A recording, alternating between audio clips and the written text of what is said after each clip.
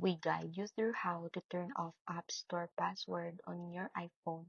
So the first thing you need to do is to open Settings app, then tap your name at the top to access your Apple ID settings. Next, go to Media and Purchases, then tap Password Settings. Here, you'll see options for purchases and free downloads. Under free downloads, toggle off that option that says Require Password so you won't be prompted anymore when installing free apps.